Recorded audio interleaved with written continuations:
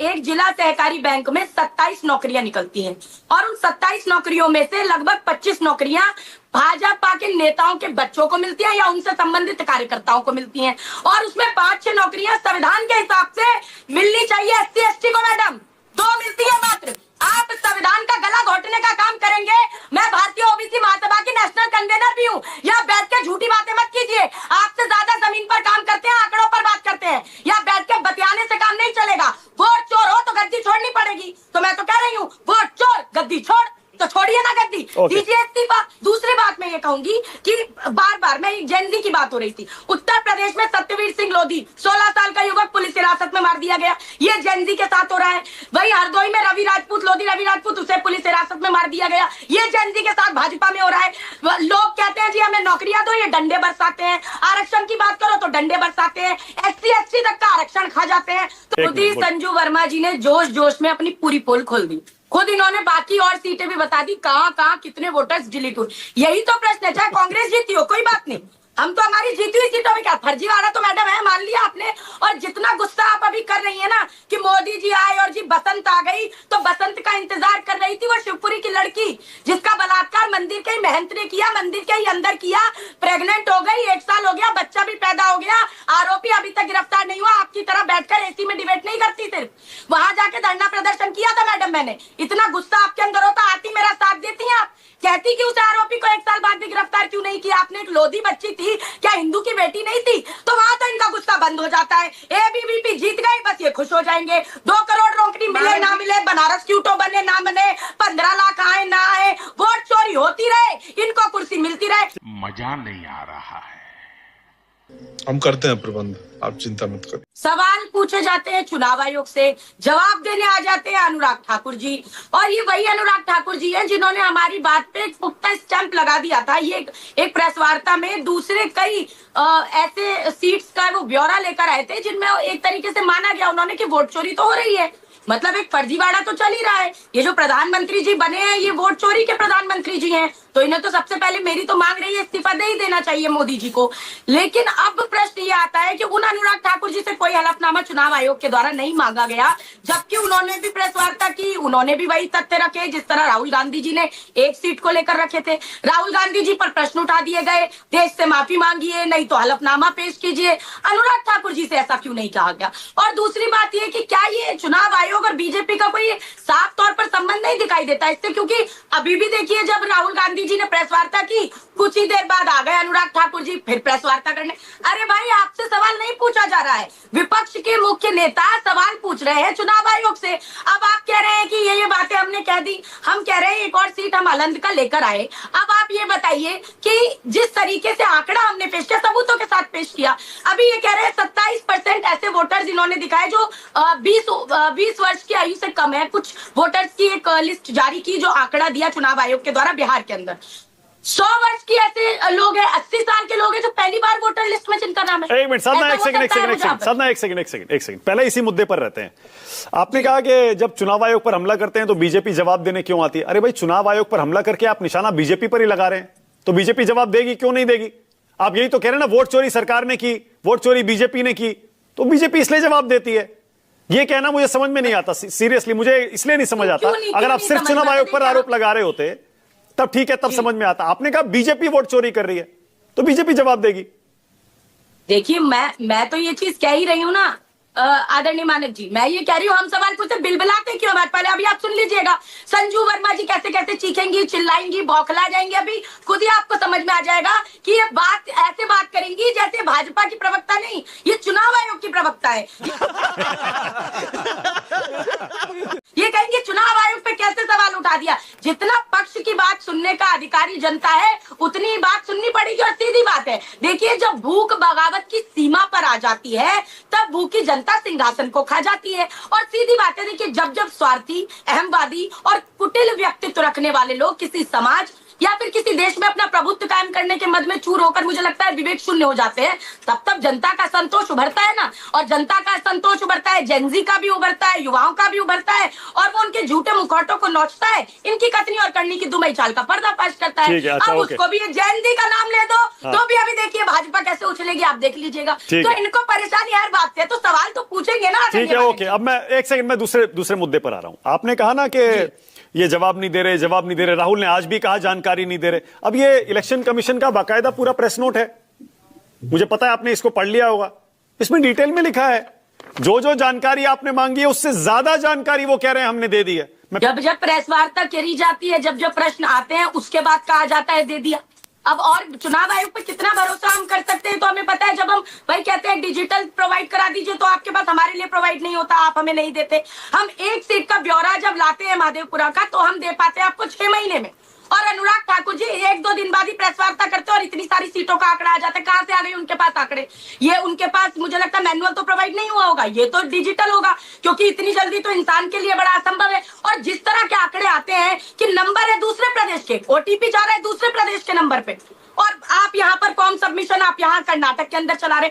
अरे देवा, ये गड़बड़ है बाबा, तो ये कैसे पॉसिबल है? ओके, संजू वर्मा, 36 सेकंड के अंदर एक ही नंबर से 2 फॉर्म भर दिए जाते हैं। ओके, संजू वर्मा, आदमी कैसे 2 आवेदन भर देगा, ये बता दीजिए। ओके, संजू तो प्रश्न तो है, संजू कौन झूठ बोल रहा है? चुनाव आयोग, संजू वर्मा कौन झूठ बोल रहा है?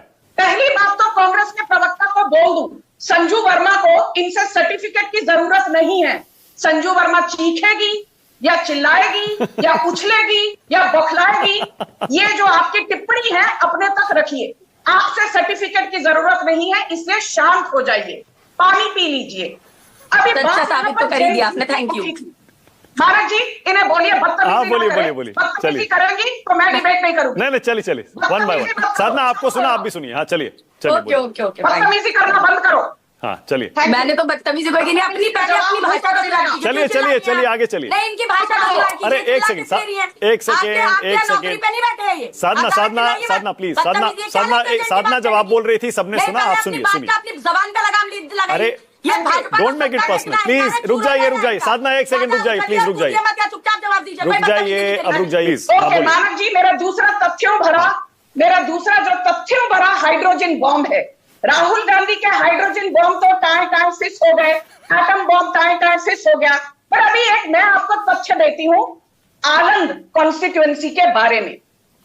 अंतिम जो चुनाव की प्रकाशन की तिथि थी, यह थी 5 जनवरी 2023 कर्नाटका विधानसभा चुनाव के लिए। चुनाव की घोषणा की तिथि थी 29 मार्च 2023। नामांकन की अंतिम तिथि थी 20 अप्रैल 2023 और राहुल गांधी ने आरोप लगाया कि कुछ लोगों के नाम हटाए गए। 19 दिसंबर 2022 को पहली बार आरोप लगे। तो कहने का तात्पर्य यह है, कांग्रेस के बीएलओ और बीएलएस के पास लगभग 5 से 6 महीने थे। तो क्या कर रहे थे 5 से 6 महीने तक? जब चुनाव की प्रक्रिया का जो घोषणा पत्र का ऐलान किया चुनाव आयोग ने और जो नामांकन की अंतिम तिथि थी, उसके बीच में इतना लंबा गैप था। बीएलओ कांग्रेस के, बीएलए कांग्रेस के क्या तब सो रहे थे? यह मेरा दूसरा तथ्य है। अच्छा, 2014 तक कांग्रेस पार्टी ने नियमित तौर से कई बार भाजपा को रौंदने की कोशिश की। फिर आया एक महानायक, नाम था नरेंद्र मोदी, और आज तक 11 साल के बाद राहुल गांधी क्या करते हैं? पहले संविधान और संस्थाओं पर लांछन लगाते हैं, लोकतंत्र को अवैध बताते हैं, संविधान की धज्जियां उड़ाते हैं, गणतंत्र पर कीचड़ उछालते हैं। बाद में क्या करते हैं मानव जी? लाचारी और विक्टिम कार्ड का कार्ड खेलते हैं।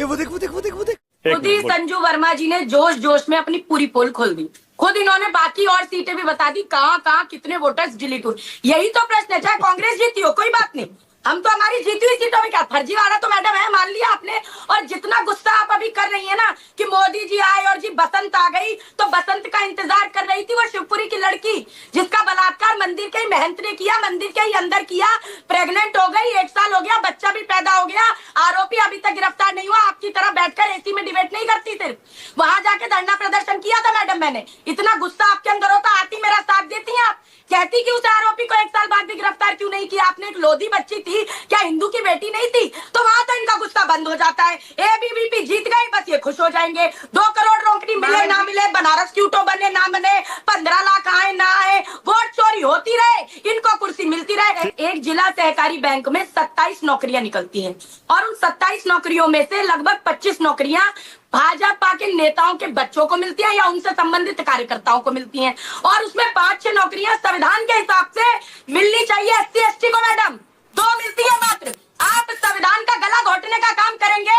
मैं भारतीय ओबीसी महासभा की नेशनल कन्वेनर भी हूँ। यहाँ बैठ के झूठी बातें मत कीजिए, आपसे ज्यादा जमीन पर काम करते हैं, आंकड़ों पर बात करते हैं। यहाँ बैठ के बतियाने से काम नहीं चलेगा। वोट चोर हो तो गद्दी छोड़नी पड़ेगी, तो मैं तो कह रही हूँ वोट चोर गद्दी छोड़, तो छोड़िए ना गद्दी, दीजिए इस्तीफा। मुंह से वो कह रहे हैं जी राहुल जी की बात पे भरोसा कैसे करें, उन्होंने ये कह दिया वो कह दिया, उसी मुंह से वो अब मोदी जी की आप तारीफ करने लगता है। मोदी जी ने क्या क्या कहा और उस बात पे वो कितने आज भी कहीं ना कहीं मुझे लगता है अनिभिज्ञ दिखाई देते हैं। 15 लाख की बात भूल जाते हैं, 2 करोड़ की बात, कहीं ना कहीं बेटी बचाओ बेटी पढ़ाओ को बेटी बचाओ बेटी पढ़ाओ कह जाते, कभी माफी नहीं मांगते, महिलाओं के बारे में गलत टिप्पणियां करते हैं। संजू वर्मा जी से तो मैं बात ही नहीं कर रही हूँ, प्लीज मुझे बोलने दीजिए। उसके बाद इतनी सारी बातें कह जाते हैं। अब आदरणीय वाजपेयी जी कह रहे हैं जी जेन जी को भड़का रहे हैं। ये बताइए, सुब्रत पाठक जी बीजेपी के पूर्व सांसद हैं, सुब्रत पाठक जी कह रहे हैं जब क्रांति अगर होगी तो सबसे पहले राहुल गांधी के घर जलाए जाएंगे, सबसे पहले अखिलेश यादव के घर जलाया जाएगा। तो ये बताइए, भड़काने का काम कांग्रेस पार्टी नहीं कर रही, भड़काने का काम तो बीजेपी के पूर्व सांसद के द्वारा किया जा रहा है, जो कि ये बता रहे हैं कि घर जलाएंगे। अभी तक तो बांटने छाटने काटने की बात करती थी बीजेपी, अब जलाने की बात भी करने लगी। देखिए बिहार में अभी अमित शाह जी रैली कर रहे थे, उन्होंने बड़े ही आक्रोश में जनता से पूछा, जनता का बीजेपी के अधिकतर कार्यकर्ता वहां पर थे, बीजेपी के कार्यकर्ताओं से एक सवाल पूछ लिया, बताइए राहुल गांधी जी बिहार में किस मुद्दे को लेकर आए थे? बीजेपी के कार्यकर्ता चिल्ला चिल्ला के कह रहे थे वोट चोरी के मुद्दे को लेकर आए। तो मानसिक संतुलन तो अमित शाह जी का डगमगाया हुआ दिखा, बौखला गए, कहने लगे नहीं नहीं तुम मत बताओ मैं बताऊंगा कि किस मुद्दे पर आए, कहने लगे घुसपैठियों के मुद्दे। ये बताइए गृह मंत्री कौन है देश के? जो गृह मंत्री है, आपको घुसपैठिए कौन आ रहा है इसकी जानकारी आपको होनी चाहिए, इस पर एक्शन भी आपको लेना चाहिए, लेकिन आप राहुल गांधी जी से ही सब कुछ करना चाहते हैं। इतना छोटा पहले कभी नहीं हुआ होगा। दूसरी बात मैं ये कहूंगी कि बार बार मैं जेनजी की बात हो रही थी, उत्तर प्रदेश में सत्यवीर सिंह लोधी 16 साल का युवक पुलिस हिरासत में मार दिया गया, ये जेनजी के साथ हो रहा है। वही हरदोई में रवि राजपूत उसे पुलिस हिरासत में मार दिया गया, ये जेनजी के साथ भाजपा में हो रहा है। लोग कहते हैं जी हमें नौकरियां दो, ये डंडे बरसाते हैं, आरक्षण की बात करो तो डंडे बरसाते हैं, SC ST तक का आरक्षण खा जाते हैं। और मैं एक बात जरूर कहूंगी कि मोदी जी इसलिए बुरा ना माना करें राहुल जी की बातों का, जब सवाल पूछते हैं कि कृष्ण भगवान ने संजू एक सेकंड, एक करके वन बाय वन। अधिकार खोकर बैठे रहना ये महादुष्कर्म है और न्यायार्थ अपने बंधु को भी दंड देना धर्म है। तो अगर न्याय की बात होगी तो हम तो सवाल भी पूछेंगे, और दंड अगर चुनावी राजनीति में चुनावी मैदान में देना पड़ेगा तो बिल्कुल ठीक है। ये बड़ी अच्छी बात कही आप।